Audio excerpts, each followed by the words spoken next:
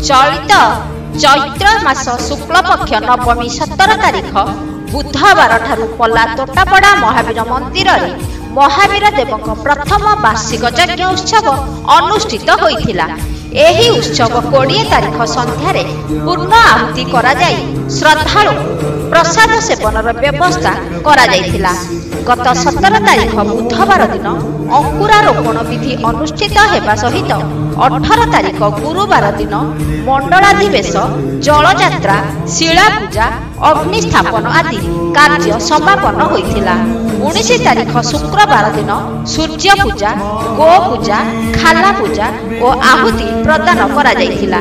गत 20 तारिख शनिवार दिन सूर्य पूजा गो पूजा खाला पूजा सर्व देवादेवी पूजा और परिशेष पूर्ण आहुति आरती और पुष्पांजलि प्रदान करा जाइथिला।